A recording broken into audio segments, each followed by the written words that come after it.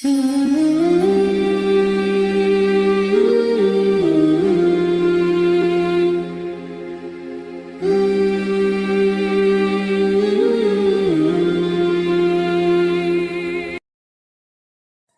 akan membahas 3 perkara dalam sholat.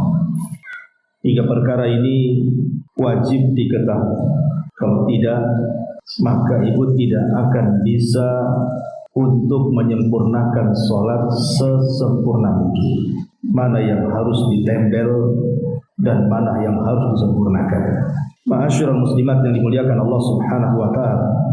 Bahkan yang lebih parah lagi, kalau seandainya tidak bisa membedakan 3 perkara ini, maka bisa sampai ke tingkat batal sholat, bahkan tidak berpahala. Apa saja 3 perkara itu? Pertama, bicara tentang rukun sholat. Yang kedua, bicara soal wajib-wajib sholat. Dan yang ketiga, bicara soal sunnah-sunnah sholat. Maka kita harus bisa membedakan mana yang rukun, mana yang wajib, dan mana yang sunnah. Adapun yang rukun, ulama kemudian membahas bahwa rukun sholat itu ada 14. Rukun sholat itu ada 14. Adapun yang wajib ada 8. Adapun yang sunnah itu terbagi 2. Ada sunnah yang disebut dengan sunnah kauliyah, sunnah ucapan dalam sholat, dan itu ada 7. Kemudian yang kedua, sunnah fi'liyah, sunnah yang berkaitan dengan perbuatan, dan itu ada 6. Ini yang kita akan bahas secara singkat. Rukun ada 14, supaya hafal saya buat angka dulu biar enak hafal. Jadi rukun ada 14, wajib ada 8, sunnah ucapan ada 7, dan sunnah perbuatan ada 6. Simpan di otak kita. Yang pertama di antara rukun salat adalah al-qiyam fil fardhi ma'al qudrah. Berdiri dalam salat wajib dan dia sanggup melakukannya. Ma'asyiral muslimat yang dimuliakan Allah Subhanahu wa taala, posisi rukun ini itu hampir mirip dengan syarat. Kalau syarat itu letaknya di luar, kalau rukun itu letaknya di dalam. Kalau syarat itu letaknya di luar seperti wudu, kan di luar sholat, menghadap kiblat dan itu seterusnya. Tetapi kalau sudah masuk dalam sholat, maka bukan syarat namanya, tapi rukun. Rukun ini tidak bisa gugur dengan 3 perkara. Sengaja ditinggalkan karena kejahilan atau karena lupa. Tidak bisa gugur karena 3 perkara. Umpamanya orang meninggalkan rukun, dia tidak mengucapkan takbiratul ihram, langsung bersedekap umpamanya. Kemudian kita katakan, kenapa kamu tidak takbiratul ihram?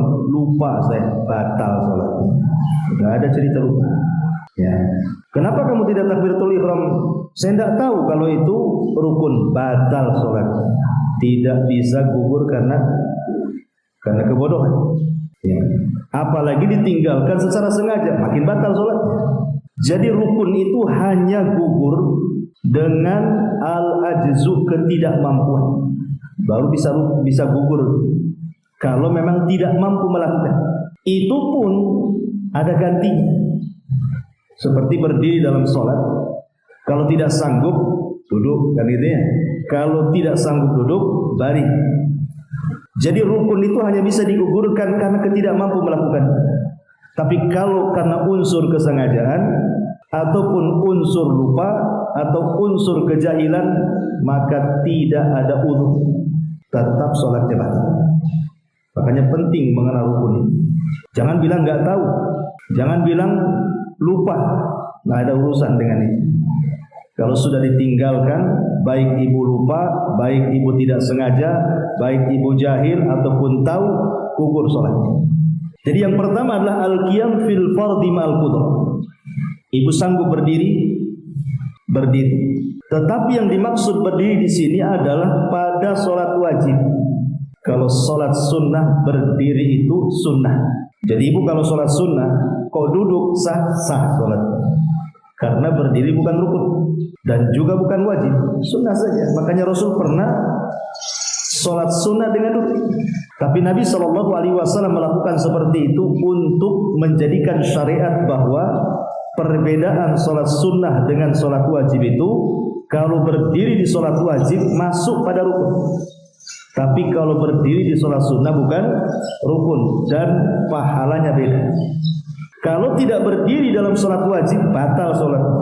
Tapi kalau tidak berdiri dalam salat sunnah, maka pahala salat duduk separuh daripada pahala salat berdiri.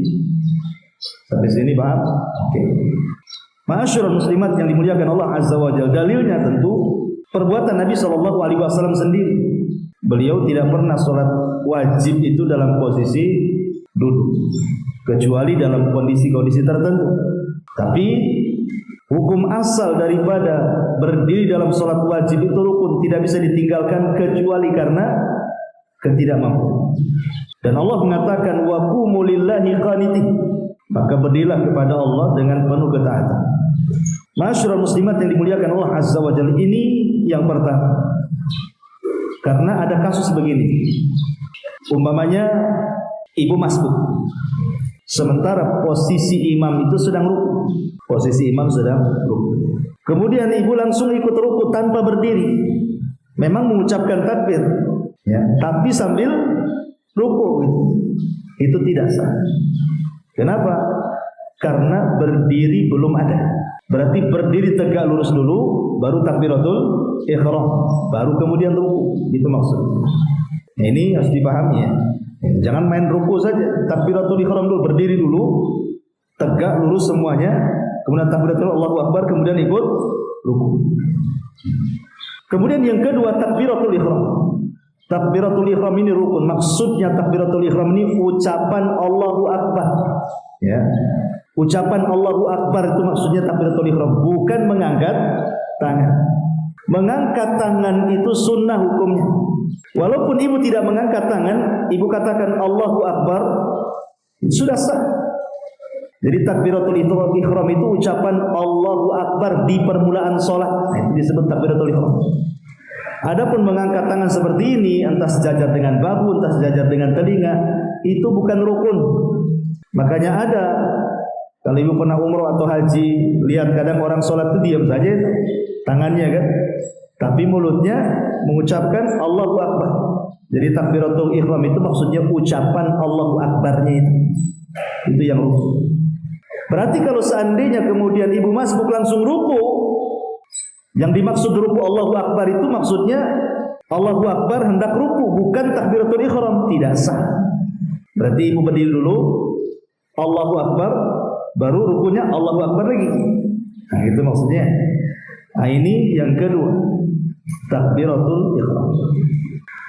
Kemudian yang ketiga, qiraatul Fatihah, membaca surah Al-Fatihah. Berarti doa iftitah dalam salat, doa iftitah dalam salat itu bukan rukun. Walaupun ibu tidak baca iftitah dalam salat, sah salatnya. Tapi walaupun sah salatnya, ya kalau bisa jangan ditinggalkan kan itu.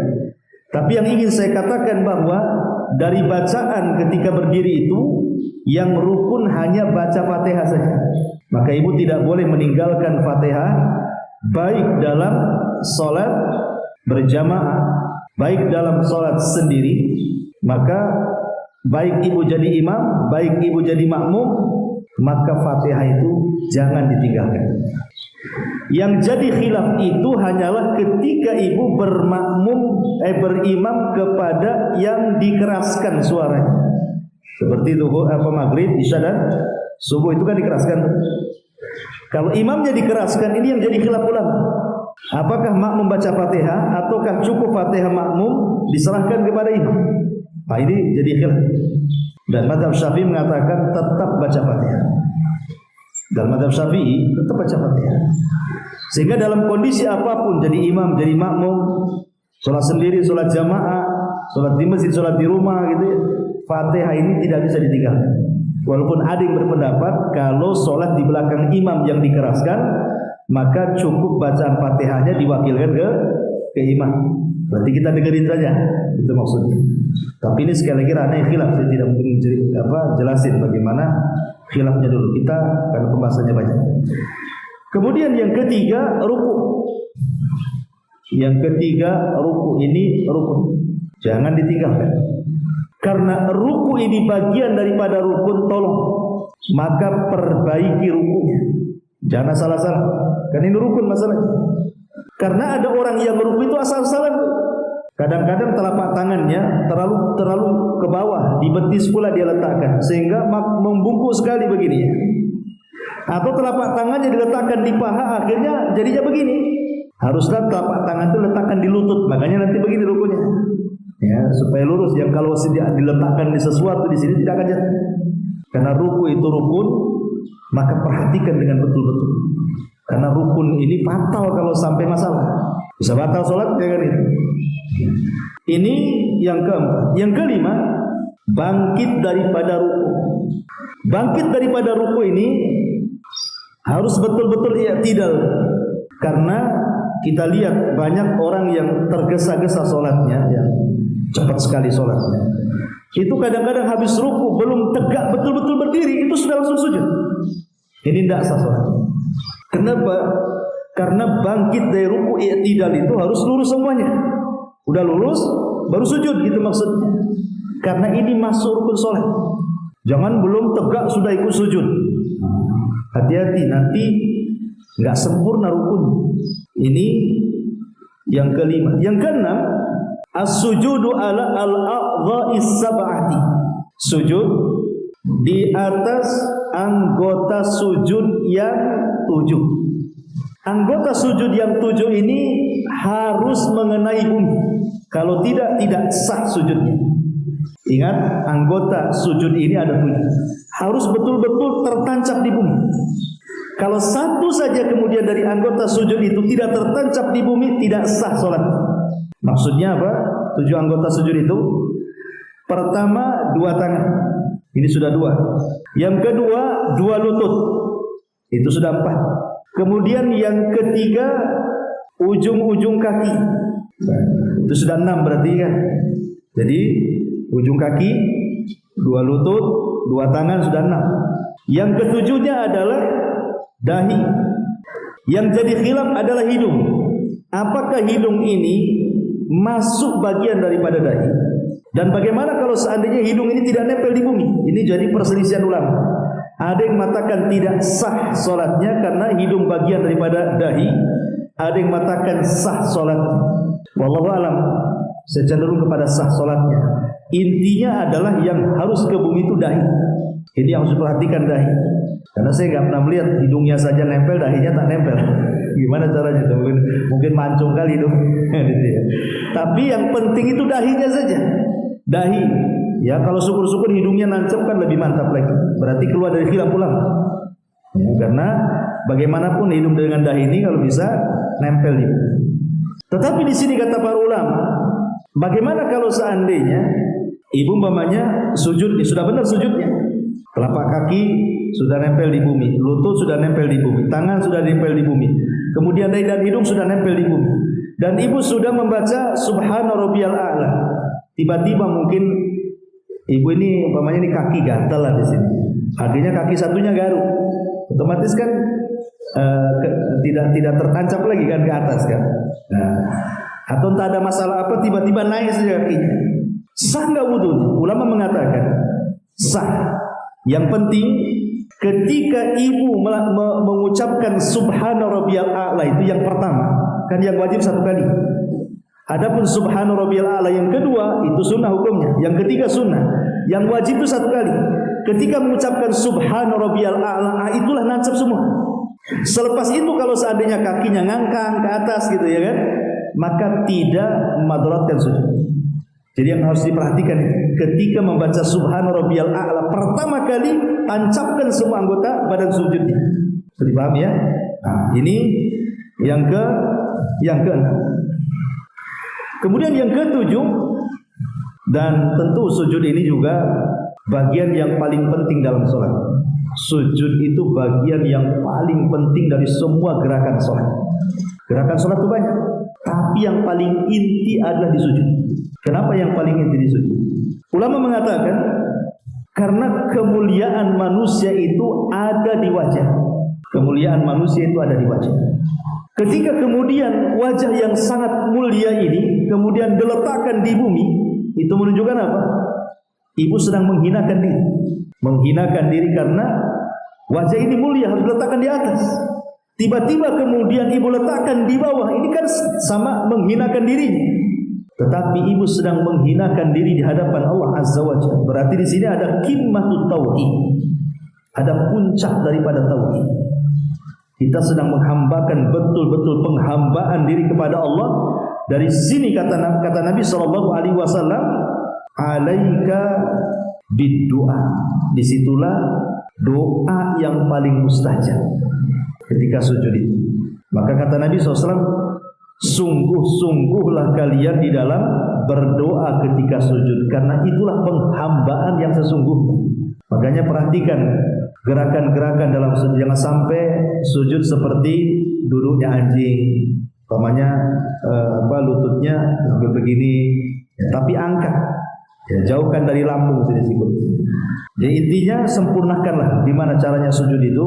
Walaupun yang penting tadi adalah 7 anggota sujud harus nempel di bumi, karena ini rukun. Ma'asyiral muslimat yang dimuliakan Allah Subhanahu wa taala. Kemudian yang nomor 7-nya ar-raf'u minas sujud. Bangkit daripada sujud. Bangkit daripada sujud itu rukun. Kemudian yang nomor 8, al-jilsatu baina sajdataini. Duduk di antara 2 sujud. Itu harus tumaninah. Ada orang baru bangkit dari sujud, sujud lagi, tergesa-gesa mau kemana? Jadi harus betul-betul tumaninah. Betul-betul habis sujud pertama, kemudian bangkit duduk, relax dulu, kembalikan tulang-tulang persendiannya, kemudian baca Rabbighfirli kan itu ya. Kemudian baru sujud lagi. Kemudian yang nomor 9, at-tuma'ninatu fi jamil arkan. Tumakninah dalam semua rukun. Rukun-rukun yang disebutkan tadi harus tumakninah. Khusus di 14 tempat ini Bu, tolong jangan tergesa-gesa. Khusus di 14 tempat yang kita sebutkan ini, yang termasuk rukun sholat, ini harus ada tumakninah.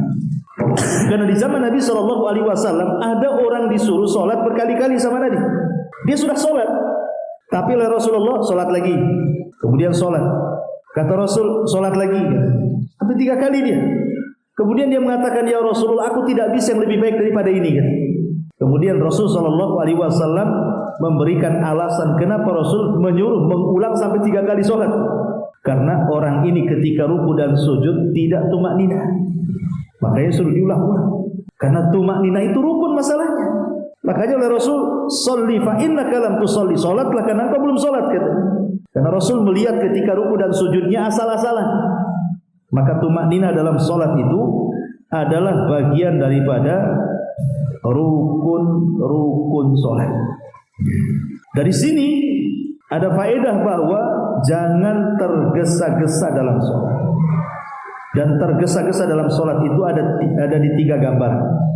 Ada 3 macam. Ya, orang tergesa-gesa sehingga tidak tumakninah dalam sholat itu ada 3 gambar. Yang pertama, ada tumakninati fi adai arkanis salati. Tidak ada tumakninah pada semua gerakan yang dikategorikan rukun. Ruku cepat-cepat, sujud cepat-cepat, berdiri cepat-cepat, belum i'tidal sudah sujud. Rukunya main ruku saja, enggak diperhatikan lurus enggaknya, itu terlalu tergesa-gesa. Maka yang seperti ini bahaya, bisa menjadikan sholatnya batal kalau dia tergesa-gesa dalam gerakan-gerakan rukun. Ya, bisa batal sholatnya. Ruku belum becus, udah langsung bangkit. Kemudian sujud belum 7 anggota badannya belum ke bumi, ngangkang pula ke atas kakinya, batal sholatnya. Ini yang pertama. Yang kedua, tergesa-gesa dalam bacaan. Dolin, apaan ini kok langsung dolinnya saja yang bunyi. Ya, orang baca Fatihah pelan-pelan lah orang baca Fatihah ya. Oh, di satu nafas pula kan. Sampai saya lihat YouTube yang 7 menit salat rakaat itu, Bu. Ya, saya perhatiin tuh. Kok bisa dia baca Fatihah sekencang itu? Pokoknya saya perhatiin itu kayak enggak beres baca Fatihahnya. Cemana coba dia? Kok tergesa-gesa baca Fatihah itu kemana gitu ya. Berarti orang ini memang sedang mentarget selesai rakaat sebenarnya, bukan cari pahala di situ. Jadi ini juga fatal juga. Jangan sampai kemudian tergesa-gesa dalam bacaan terutama Fatihah sehingga tidak jelas. Yang tidak tergesa-gesa baca Fatihah saja, tapi dia salah mengucapkan sampai merubah makna, itu bisa batal sholat. Contoh namanya ihdina jadi ahdina. Ahdina siratal mustaqim. Ini masalah karena ihdina dengan ahdina itu beda makna. Kalau ihdina ya betul minta petunjuk, kalau ahdina minta hadiah, beda. Jadi dari sini tergesa-gesa pun mencakup dalam bacaan, tartil dalam bacaan itu, jangan tergesa-gesa ya. Ini gambaran yang kedua. Jadi tergesa-gesa dalam bacaan. Kemudian juga gambaran yang ketiga, tergesa-gesa ketika sholat jamaah. Imam belum ruku, ibu pula sudah ruku. Imam belum i'tidal, ibu pula sudah i'tidal. Dia jadi imam, ibu atau imam sih sebenarnya ya. Ini balap-balapan dengan imam. Nah, ini kan masalah ya. Jadi 3 perkara ini diperhatikan. Jangan tergesa-gesa dalam setiap gerakan yang merupakan rukun sholat. 1. Yang kedua, jangan tergesa-gesa dengan bacaan yang merupakan rukun sholat. Dan yang ketiga, jangan balap-balapan dengan imam. Nah, ini bisa masalah sholatnya. Ini yang ke-9, tumaninah dalam sholat. Kemudian yang ke-10, at-tasyahudul akhir. Tasyahud akhir. Kalau tasyahud awal itu bukan rukun tapi wajib. Kalau tasyahud akhir ini rukun. Kalau ditinggalkan batal sholatnya. Tapi kalau tasyahud awal ditinggalkan dan ditinggalkannya bukan karena sengaja, tapi karena lupa, maka tidak batal sholatnya, tapi ibu ganti dengan sujud sahwi. Kan ibu selalu kadang-kadang kan, tadi belum tasyahud awal, sudah bangkit aja. Mungkin ibu mikirin utang, jadi lupa gitu ya. Aduh, apalagi debt kolektor ada pula di depan itu kan, makin lupa lagi kan. Pas sudah rakaat terakhir mau tasyahud akhir loh, saya tadi belum tasyahud awal, tidak masalah. Lanjutkan saja tasyahud akhirnya, kemudian lakukan sujud sahwi sebelum salam, selesai. Karena meninggalkan wajib itu tidak membatalkan sholat kecuali dengan sengaja. Kalau lupa tidak. Walaupun sekali lagi ada khilaf antara mazhab Hambali dengan jumhur ulama. Kalau jumhur ulama tidak ada yang namanya wajib sholat, yang ada rukun dan sunnah, gitu ya. Tapi kalau dalam mazhab Hambali yang sekarang kita kaji ini ada rukun, ada wajib, ada sunnah. Kalau jumhur ulama tidak.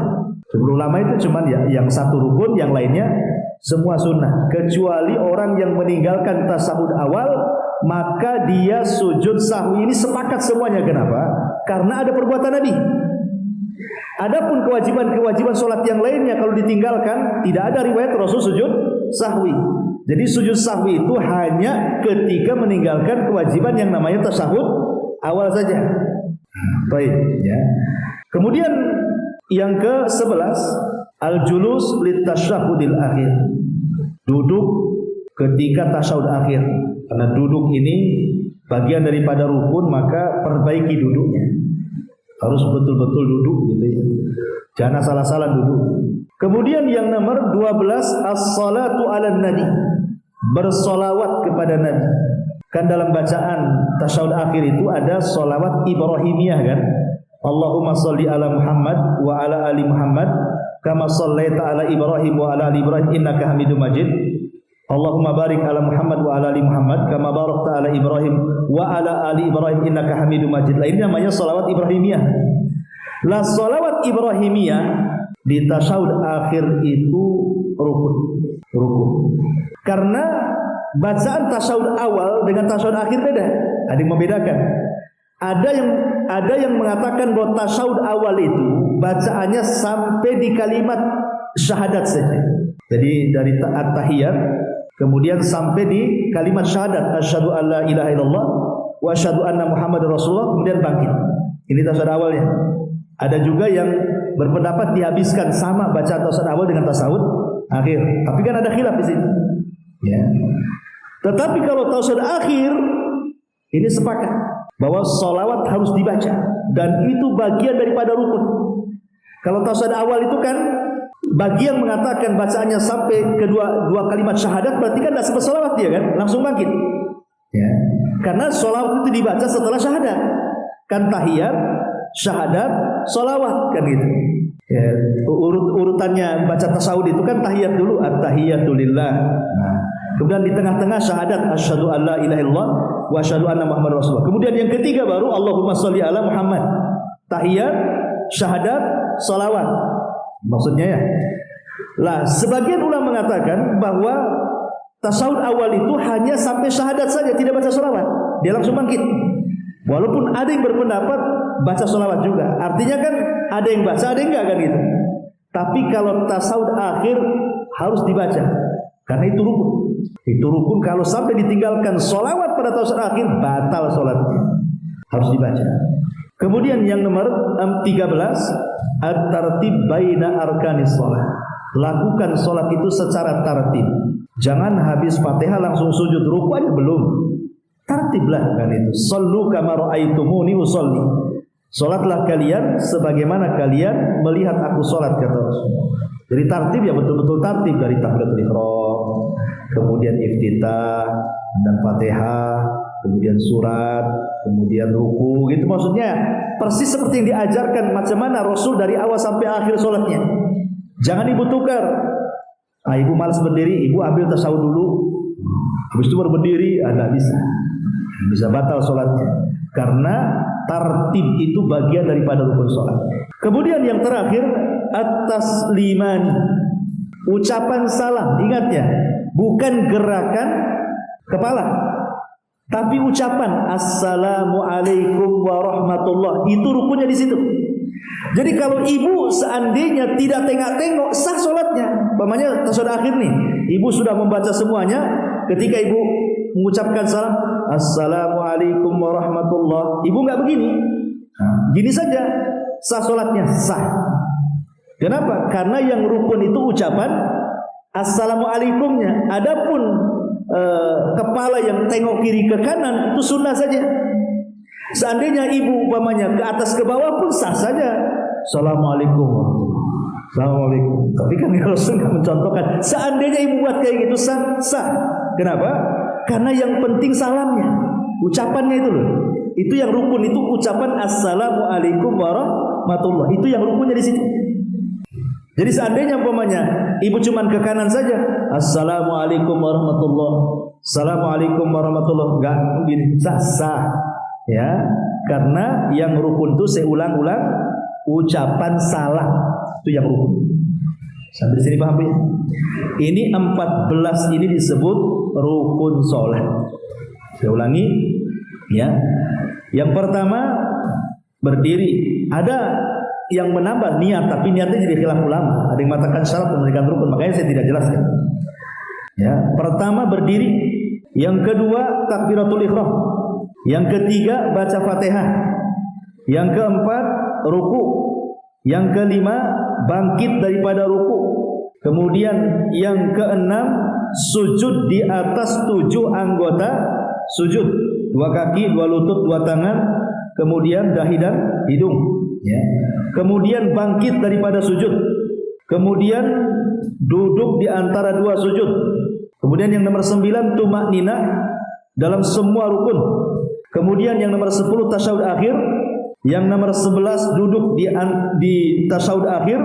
Kemudian yang 12 sholawat kepada Nabi. Yang 13 dilakukan secara tertib antara rukun-rukun sholat. Dan yang terakhir 14 ucapan 2 kali salam, assalamualaikum warahmatullahi, assalamualaikum warahmatullahi. Ini disebut rukun. Tolong 14 ini perhatikan betul-betul.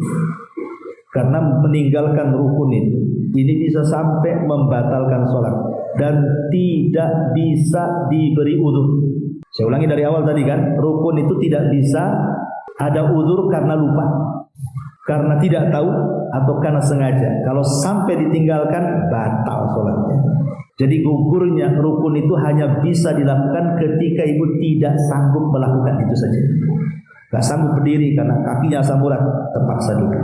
Nah itu hanya dalam kondisi tidak sanggup baru gugur rukun itu. Ini yang pertama yang harus dibahas. Yang kedua,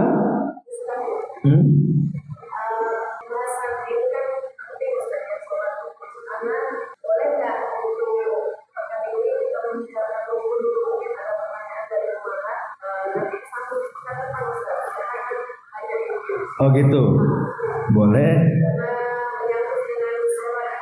Tak, maksud saya itu kan saya kasih gambaran secara singkat dulu. Nanti kalau mau didalami ya kita dalami dulu. Hari ini saya mau kasih gambaran dulu secara singkat, inilah rukun, inilah wajib, inilah sunnah. Nanti pekan depan baru kita dalami. Ya, bisa gitu. Oke, lanjut. Nah, sekarang masuk wajib sholat. Wajib sholat ada berapa tadi? 8. Ya, ada yang mengatakan 9. Wajib sholat itu yang pertama, semua takbir selain takbiratul ihram. Ibu kalau bangkit kemudian merendah dalam sholat kan mesti ada takbirnya tuh. Mau ruku ada takbirnya, bangkit dari ruku ada takbirnya, turun ke sujud ada takbirnya, bangkit dari sujud ada takbirnya. Lah takbir itu, maksud takbir di sini ucapan Allahu Akbar ya, bukan cerita gerakan ya. Maksud takbir di sini ucapan Allahu Akbar, Allahu Akbar, Allahu Akbar. Itu maksudnya takbir di sini. Jadi semua takbir dalam sholat selain takbir yang pertama. Kalau takbir pertama disebut takbiratul ihram, itu masuk pada rukun tadi sudah saya jelaskan ya. Berarti selain takbiratul ihram yang pertama, semua takbir dalam sholat itu hukumnya wajib. Hukumnya wajib. Bukan ngangkat tangan, sekali lagi ya. Bukan ngangkat tangan. Ngangkat tangan itu sunnah hukum. Ucapan Allahu Akbar, Allahu Akbar, Allahu Akbar. Kemudian yang kedua, ucapan yang kedua yang termasuk wajib sholat adalah ucapan Subhana Rabbiyal Azim fi ruku. Kalau rukunya rukun, tapi kalau bacaannya wajib. Ya. Subhana Rabbiyal Azim, Subhana Rabbiyal Azim. Menurut Hanabilah, mazhab Ahmad, kalau sampai ditinggalkan secara sengaja batal sholat. Tapi menurut mayoritas ulama tidak batal sholat. Karena mayoritas ulama hanya membagi rukun dan sunnah, nggak ada wajib. Tapi kalau dalam mazhab Hambali terbagi 3, ada rukun, ada wajib, ada sunnah. Dan kita sedang mempelajari mazhab Hambali di sini. Jadi ucapan Subhana Rabbiyal Azim itu wajib, jangan sampai ditinggalkan. Kemudian yang ketiga, ucapan Sami Allahu liman hamidah, baik makmum ataupun imam. Ini baik imam atau ibu dalam posisi sholat sendiri. Sami Allahu liman hamidah, ini wajib. Kemudian yang keempat, ucapan Rabbana walakal hamd. Rabbana walakal hamd, baik imam ataupun makmum. Kemudian yang nomor 5, Subhana Rabbiyal A'la dalam sujud. Kemudian yang nomor 6, ucapan Rabbighfirli di antara 2 sujud. Kemudian yang ke-7, tasyahud awal. Dan yang ke-8, duduk dalam tasyahud awal. Ini 8 perkara yang disebut wajib-wajib sholat. Semua takbir kecuali takbiratul ihram, ucapan Subhana Rabbiyal Azim dalam ruku, ucapan Sami Allahu liman hamidah bangkit daripada ruku, ucapan Rabbana walakal hamd ketika i'tidal, kemudian ucapan Subhana Rabbiyal A'la ketika sujud, kemudian ucapan Rabbighfirli duduk di antara 2 sujud, kemudian tasyahud awal dan duduknya di tasyahud awal. Itu semua adalah wajibatus sholat, kewajiban sholat. Ma'asyiral muslimat yang dimuliakan Allah Azza wa Jalla, tadi saya sudah singgung 8 perkara ini yang kalau seandainya ditinggalkan secara lupa, maka yang mendatangkan sujud sahwi itu hanya di tasyahud. Ya, jadi kalau ibu lupa tidak tasyahud awal langsung bangkit, di sini mendatangkan sujud sahwi. Tapi selain daripada tasyahud awal tidak perlu. Umpamanya ibu lupa membaca Sami Allahu liman hamidah, ya, atau lupa membaca Subhana Rabbiyal Azim, atau lupa membaca Subhana Rabbiyal A'la gitu ya. Maka tidak ada sujud sahwi. Yang sujud sahwi itu kalau meninggalkan tasyahud saja. Nah, itu keterangan ulama seperti itu. Tapi walaupun ini penjelasannya panjang, saya ngeringkas saja biar secara global ibu tahu. Nah, gitu. Oh, kalau ditinggalkan ini sujud, kalau ini enggak, gitu maksudnya gitu ya. Ini yang kedua, kewajiban sholat. Dan yang terakhir bicara sunnah. Sunnah ini penting juga, walaupun memang tidak memadaratkan sholat sampai ke tingkat batal ataukah mengurangi kesempurnaan sholat, tetapi menjalankan sunnah ini adalah bisa menyempurnakan sesempurna mungkin dalam sholat kita, baik dalam khusyuan ataupun pahala. Dan itu saya bagi menjadi dua ya, ada sunnah qauliyah, sunnah ucapan, dan itu ada 7. Satu, bacaan iftitah dengan berbagai macam bentuk iftitahnya, karena iftitah sholat kan banyak ya. Kemudian yang kedua, bacaan ta'awudz, a'udzubillahi minasyaitonirrajim, sebelum membaca Fatihah, atau a'udzubillahi minasyaitonirrajim. Kemudian ucapan basmalah, bismillahirrahmanirrahim. Kemudian yang keempat, itu tuh 3 ya. Yang pertama iftitah, yang kedua ta'awudz, yang ketiga basmalah, yang keempat tambahan bacaan dalam ruku. Subhana rabbiyal azim. Yang pertama itu wajib. Yang kedua dan yang ketiga dan seterusnya sunnah. Jadi ibu kalau tergesa-gesa baca 1 kali saja sudah melaksanakan kewajiban namanya ya. Kalau mau nambah berarti ibu menambah dengan sunnah ya. Kemudian yang ke-5, menambah bacaan dalam Rabbi firli, duduk di antara 2 sujud. 1 kali saja itu yang wajib. Kalau ibu mau nambah Rabbi firli, nah, boleh. Atau dengan bacaan yang lain lah kan bacaan-bacaan kan banyak tuh yang diajarkan. Tapi ini yang paling singkat, kalimat Rabbi firli paling singkat. Yang 1 wajib, kalau nambah sunnah, nah, gitu ya. Kemudian juga yang ke-6, Rabbana walakal hamd. Setelah ruku, Rabbana walakal hamd dibaca setelah ibu sami Allahu liman hamidah. Dan di situ kita baca Rabbana walakal hamd. Kalau ibu mau menambah berkali-kali Rabbana walakal hamd, Rabbana walakal hamd, Rabbana walakal hamd, itu sunnah hukum. Ya. Kemudian juga yang nomor 7, mazada alal fatihati minal qiraah, bacaan surat setelah Fatihah. Kalau ibu baca Fatihah dari rakaat pertama, kedua, ketiga enggak baca surat, sah salatnya, enggak apa-apa. Umpamanya ibu salat subuh tadi di rumah, ibu dah hafal surat Fatihah saja dua-duanya. Rakaat pertama Fatihah enggak ada surat, rakaat kedua Fatihah enggak ada surat, sah. Tapi ingat Bu, jangan ditukar. Ibu kalau meninggalkan Fatihah walaupun 1 Quran ibu baca enggak sah salatnya. Umpamanya ibu baca Baba Al-Baqarah, Al-Imran, An-Nisa sampai Qul a'udzu birabbin nas, tapi tak baca Fatihah, tidak sah salatnya. Tapi kalau ibu baca Fatihah, semua surat tidak dibaca, sah salatnya. Itulah bedanya ya. Fatihah ini menentukan tuh, karena dia rukun masalahnya. Kalau baca Quran itu sunnah-sunnah saja. Ini yang disebut dengan sunnah qauliyah. Nah di sana ada sunnah fi'liyah, sunnah perbuatan, seperti mengangkat kedua tangan saat takbiratul ihram. Seandainya ibu diam saja, Allahu Akbar, sah karena ibu sudah mendatangkan rukun ucapan Allahu Akbar. Ngangkat tangan itu sunnah, tapi rukun sunnah jangan ditinggalkan ya. Kemudian yang kedua, meletakkan kedua tangan di sini, wad'ul yadainil yumna 'alal yusra athna al-qiyam qabla ruku wa ba'da.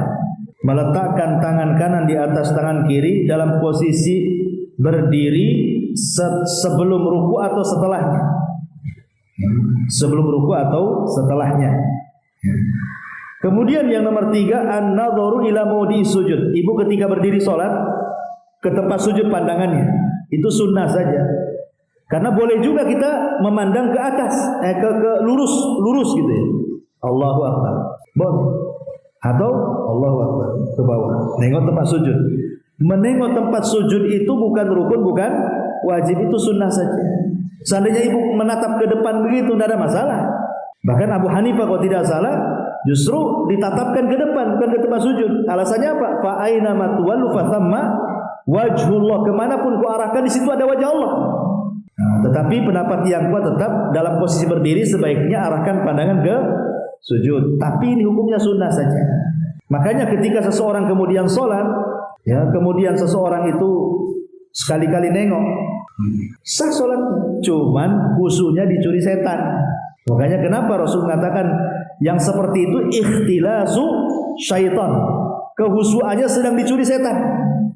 Lagi sholat nengok kan, sah ya, cuman khusyuknya sedang dicuri gitu ya sama setan. Karena menengok ke tempat sujud itu bukan rukun, bukan wajib, sunnah saja.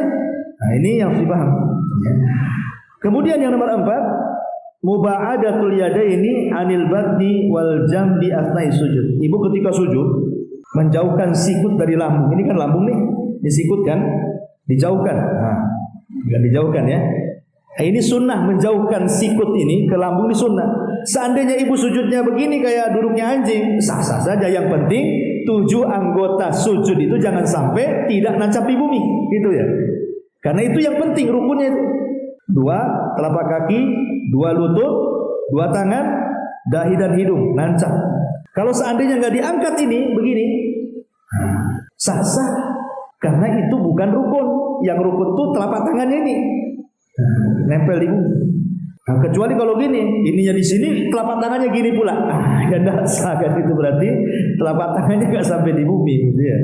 Nah itu namanya. Tapi Rasul melarang. Tidak boleh sujud seperti duduknya anjing ya.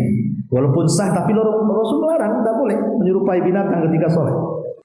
Kemudian termasuk juga al-iftirash. Ketika ibu disebutkan wahwal julus nasiban al-qadam al-yumna wajailan asabi'ahu lil qiblati muftarisan ar-rijlil yusra jalisan 'alaiha wa yusannu fi jami'il jalasati salati illa fi tasyahhudil akhir min salati tazidu ala rak'ataini. Jadi iftirash itu ya duduk seperti tasawuf awal gitu. Seandainya di tasawuf awal Bu, kan ada yang melabuhkan pantat, ada yang kemudian pantatnya ditaruh di atas tumit, kan itu ya. Ini seandainya ibu melabuhkan ke bumi pun nggak ada masalah sholatnya, ya. Ataupun meletakkan di atas tumit ini karena hukumnya sunnah saja, gitu maksudnya. Nah ini juga bagian daripada sunnah-sunnah fi'liyah yang disebutkan. Termasuk juga tawarruk juga sama. Tawarruk iftirash itu antara melabuhkan dan meletakkan di atas tumit. Itu namanya diistilahkan dengan iftirash dan at-tawarruk. Inilah 6 perkara yang termasuk sunnah fi'liyah. Kalau ibu perhatikan rukun, wajib, sunnah, insyaallah Bu, sempurna sholat kita. Ya, apalagi ibu paham, oh ini saya di posisi rukun nih, jangan main-main. Ya, harus betul-betul ketika ruku, ketika sujud. Oh ini saya di posisi wajib. Nah, ini saya di posisi sunnah. Sehingga bisa mana yang membatalkan, mana yang ditempel, mana yang tidak harus ditempel.